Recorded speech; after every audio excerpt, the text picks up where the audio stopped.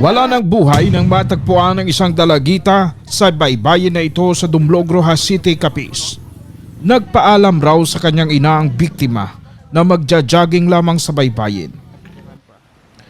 Pero pagdating sa lugar na ito, nakuryente siya at agad na binawian ng buhay. Sino nga ba ang naglagay ng live wire sa bakurang ito? Bago mangyari ang insidente isang gabi, may nakapansin raw na may kumikislap-kislap o umiilaw sa lugar sa bakurang ito. Pagguas nga akong tao na upod, may nakita sa na daw gas, daw may gasiga. Oo. Pula. O pula, kumadto sa samo sa sulod, ni samo ginasyatan. Nagala sa niya, pre ko mo daw may gasiga man to sa, sa guwa, sa bayber. Niya, gumawa ko pang ko tayo, namupod ako. Tapos namupod man, pre ko ba, nagluluwa na kami tana pati asawa. Ang istorya na ako nala sila, wala kong bawal yan. Pwede naman may mga muna. Kanya gani pa rin, di po talaga binutaka niya, live wire yan. Walang delikado na sa kabataan, kaya tubang pa rin sa high school natin din. Kinabukasan, kakausapin niya raw sana ang caretaker ng lugar. Pero hindi raw sila nagkita. Kaya ang plano ko kung makita ko sa isang adlaw, galing kita nagsama na ko galakat-lakat. Kung makita ko sa badlungo ko sa nakuha. Sabado sa adlaw. Oo, isang sabado na sa pagkagas na galing kayo, hindi ba kami makita na kayo siguro, mas dagaw, mas siguro. Matapos ang pagkakakuryente sa dalagita, itinanggi ng caretaker na siya ang naglagay ng live wire. Ma'am, ito caretaker, ma'am. Kailan buwan mag-ina ka ba? Ayan. Magaling ko din yun. Last week ko nagaling ka. Hindi sa to.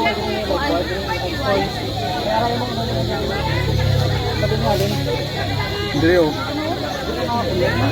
Para daw. Si ex-kapitan Litek.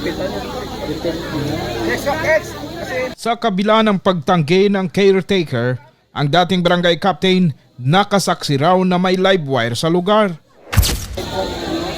Ang yari pa ako matoda, kagabi nag-inom kami sa upot sa akong tao sa kamalig niya. Kasi ganit,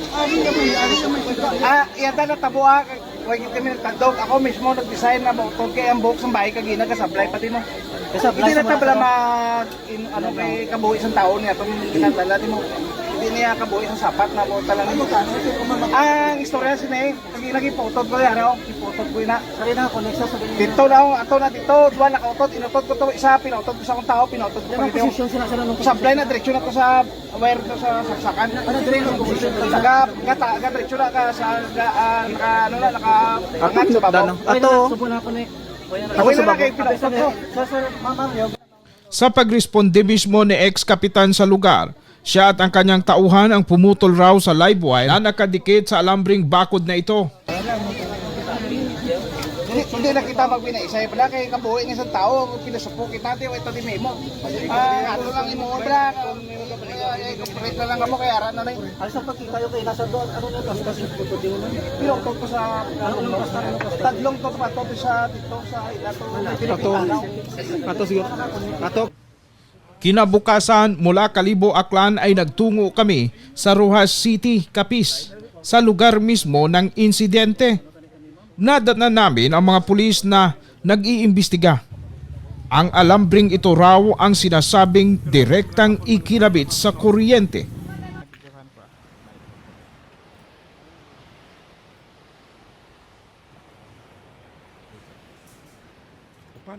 Sa ngayon ay nagsasagawa ng investigation yung mga kapulisan.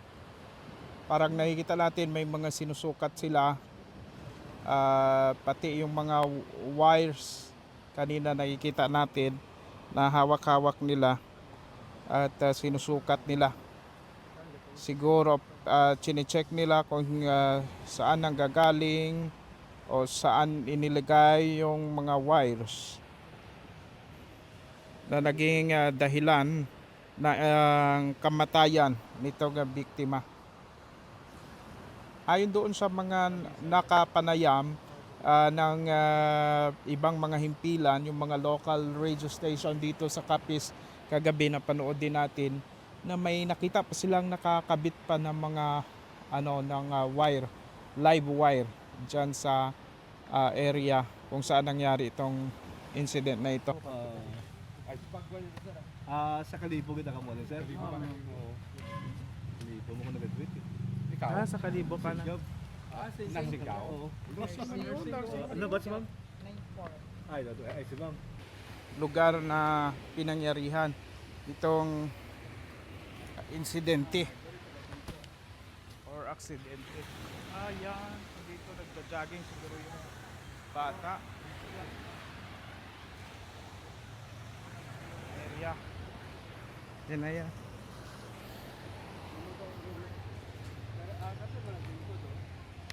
Sa ngayon makikita natin na may mga police investigator doon sa loob ng nasabing resort.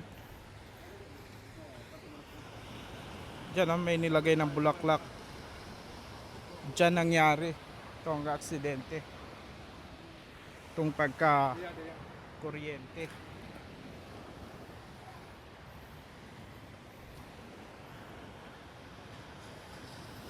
So pagka ang tendency talaga kasi pagka nag-walking ka, nag-jogging ka dito sa baybayin ay pwede kang magpahinga diyan, mag-upo Umupo lang. kasi parang may parang upuan So yun ang problema, nilagyan ng live wire yung barbed wire na yan na kung saan nagresulta sa pagkamatay ng biktima. At around 5 p.m. may victim tayo na isang minor as biktima ng electrocuted na kuryente ito. So itong area kung saan nangyari ang insidente is parang front beach na marami talagang namamasyal doon sa ganong area at sa may mga activity. So ito nga sa nangyari is binawian ng buhay yung isang minor dahil na-aksidente siya doon o na kuhan siya ng live wire na nakakonect doon sa barbed wire. At sa ngayon ang ating investigator on case sa patuloy pa rin yung ating pagkandak ng investigation para malaman natin kung ano talaga yung sani ng pagkamatay ng biktima.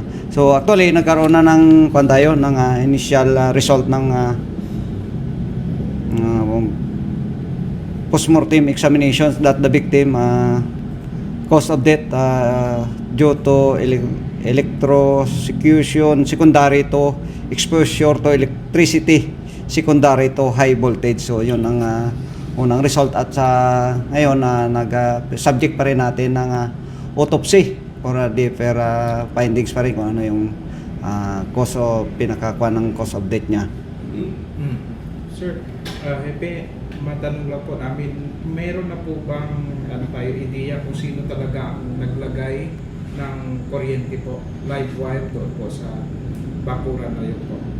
Alright, dahil doon sa result ng investigation natin, tinanong yung caretaker at saka isang parang isa rin ako custody sa bahay kasi yung talagang may-ari is nasa Maynila, So based doon sa investigation conducted natin, yung result is sabi ng caretaker hindi niya daw alam.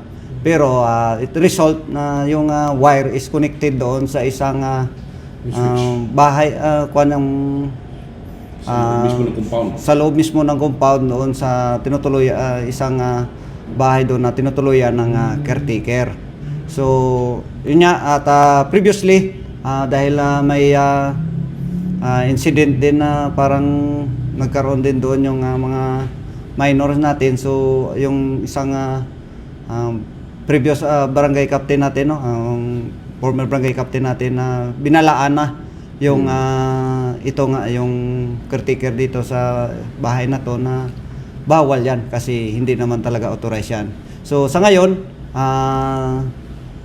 ni-request natin sa Kapilco at saka sa engineering office dito sa Roa City para at least matulungan tayo magkaroon ng ocular inspection din sila kasama yung kapil ko kung ano talaga yung nangyari, kung talagang sinadya or talagang aksidente lang. Mayroon na kayo sir na prepare na case against caretaker na yan or may-ari ng naturang resort or sir? So ba? So sa ngayon hindi hintayin namin yung result ng autopsy tsaka yung family din, yung father at saka yung mother niya. So patuloy pa rin yung pag-conduct natin ng investigation, pag-gather ng mga information na mapamadali natin na ma-resolve itong case na ito. Sir, sa malaliman na investigasyon po ninyo sa lugar, ano po ang mga na-recover ng ating mga kapulisan? Ebidensya. Anong mga ebidensya, ano pong mga na-recover natin sa area?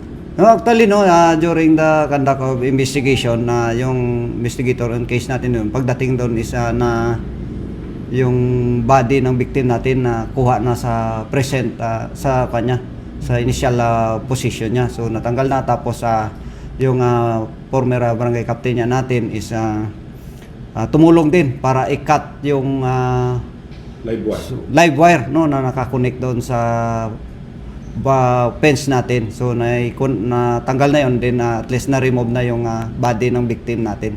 So sa ngayon we are waiting for the result ng autopsy, and the Rojas City PNP is we are on giving a justice to the victim. So kailangan naming may file yung case for the responsible person, kung sino talaga yung naglagay ng wire na yun. So nandyan naman yung caretaker, nandyan naman yung isa pang person natin na nakamonitor din sa bahay na yan. Kasi yung may-ari nga, sa ulitin ko, yung may-ari is nasa Maynila. So lumalabas possible sa nangyari na yan, talagang sinadya na ilagay talaga yung live wire na yan sa inyong investigation? Yes, based sa initial investigation natin, siyempre kinabit talaga yan, hindi naman, di ba hindi naman siguro, kung matingnan nyo yung area, nakita nyo yung area, hindi naman siguro pwede yan na basta-basta lang or aksidente lang, kasi nakakabit nyo So magpa-file po ng kaso ang pamilya doon po sa caretaker po?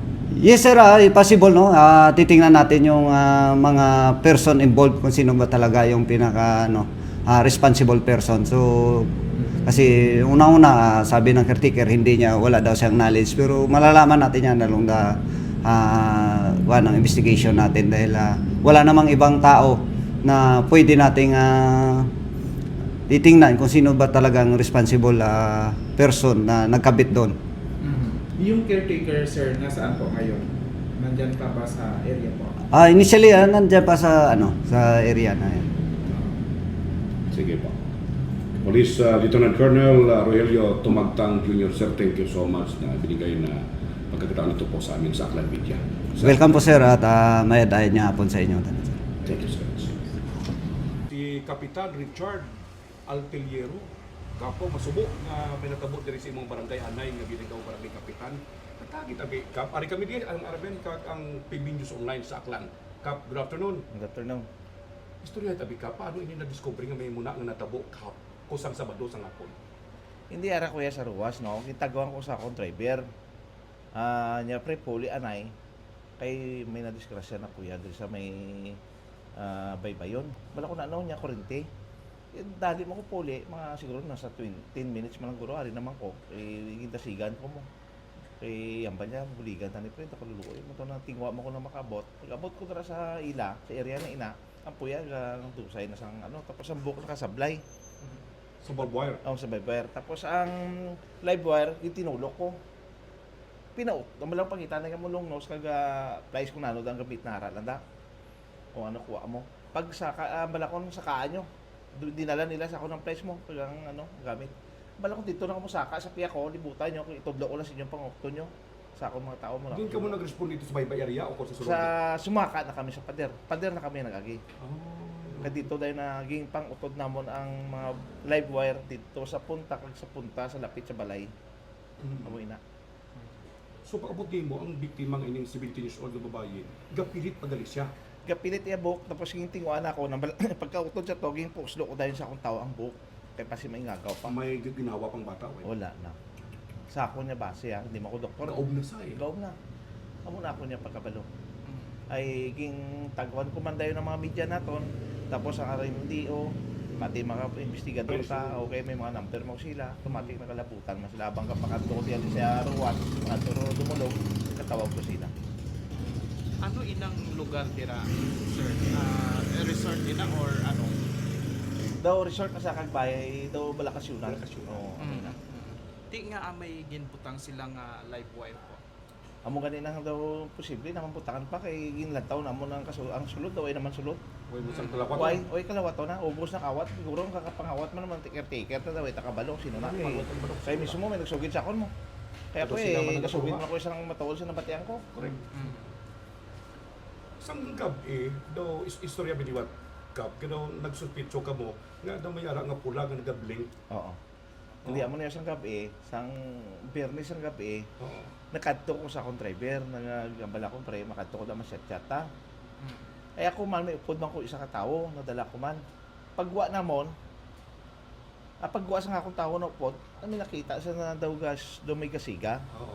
Pula. O pula kumadto sa samo sa sulod ni samo ginasiyatan. Nagala sa niya pre ko mo do may gasiga man to sa sa guwa sa Viber. Nya gumawa man ko tayo numupod ako. Tapos umupod man pre ko ba nagluluwa na kami tana pati asawa. Ang istorya na ako nala sila, bala kong bawal yan. Pwede naman may mga muna. Kanya gani pa rin, tipo tarong binutangan niya live wire yan. Walang delikado na sa kabataan, kaya tubang pa rin sa high school natin din. Gani, high school ay. Oo, muna. Na daw, ang bala kong tiginin mayo. Tani ang plano ko sina, kung makita ko sa isang adlaw, galing kita nagsama na ko galakat-lakat. Kung makita ko sa badlungo ko sa nakuha. Sabado sang adlaw? Oo, isang Sabado na sa pagkaagas na. Galing kayo, hindi ba kami makita na, kayo siguro, ay mas daga, Gatto mo lang sa day. Oo, ang matawad siya na iaway na yung kabalutigaw, ay nasa day katiner mo. Siya dang tiker-tiker, siya dang bantay, pero ay nasa day katiner. Mayo mo lang katuan niya, mayo man hindi. Kaya labas pasok tawo kung kasugid man. Hindi man, nakagway naman kalawaton. Kalawaton? Oo, kaluluwi isang bata, ano ugon mo? Wala daw kalain, bala panumdumon, bala eh. Mayo na siya, hindi siya sing abay kag iloy sa una, no, magpadako sa kabataan. Masakit yun eh. Subot silingon ang ining may-ari sang resort, wala siguro kabalong nga ginbutangan sang sang live Live wire. wire. Sa akong suno, sa akong pagkabalo, ay man, di ka palapit ya. Oo. Ang tagiyagin. Oy, di palapit ng giya. Tinuig na yung palapit. Unano mo lang siguro sa nila kananglan mo na ginapadalaan mo lang sila kay pagkabalo ko either sa Mambusaw o tiya na o to sa Manila. Mga anong oras ito daw po sa Sabado kasi eksakto mga pagtawag sa mga Sa pagtawag sa akong driver, mga 4:30 siguro. sa mga alas 4 Oh, or alas mga 4:30, mga alas 4:30. Natabugin. Oo, nagkabot pa siguro mga 4:60 mga alas 5 mga siguro kung ano, mga 4:40 siguro muna oras. Kagway na ang biktima. Uy na ka bugusay na sa supply ni alawas, uy na bala ko tuwi naman pero riting wala na mo gyud to kay para mabuligan sa namon tani ko kasi buhi pa man. So Away kung na gid. kanyang lanon sang Roa City PNP ang mga witnesses, isa ka pwede ka mag-testify bilang dati ka kapitan. Kapay no? Mga witness ko kay kabuhi na yung istorya. Sang Hindi, no? previous daw nabatian ko man nga may mga ayun doon to kung sa imo man na interview nga may mga nakurinti nga mga bata day before dira. Hindi nagligad ko naman inadlaw, may nagkakaon da kay bala mo sentro eskwelahan mo. Eskwelahan, Oo, eskwela. eskwelahan. Galibot na ng mga bata sa akong kamalig, palibot na sila kay dra makaungkaw. Gabalon to, pagkaon. Gabalon kay banda mga pagtakubon-kubon, mga malayo di bala sa among eskwelahan, na mga malayo sila na napungdan. Gabalon na dakal kang pao. Oo. Tapos kung siya dama sa akong kamalig, Punta naman nakibot kaya na may nagala sa kuno sa isa ka tawo sa suno sa bata sa akong driver may nagawid kuno na kurente. Tapos man naman akong bata sa driver ko hindi man magpate. Iya daw yung gigawiran man. Ay Sumiglaw dito man siya nagala daw niya na may kurente magidya. Tapos ang huli sinugid niya kay mama niya kay papa niya na muna. Ay gipandaman ini ang Mga bata. ini tiker-tiker ni. Gipandaman sa makasawa na hindi mo na pagpadayonon. Kay delikado ina kagaway ka naman nagbutang kasi na naway ka ginagambal sa mga may mga kabataan kami din. Warning device there, warning sign, ano? No, Why wala man kaya, sa wala warning sign, no? Tagang pinakapunto de no ako na niya na naman nagbinutang sa sina.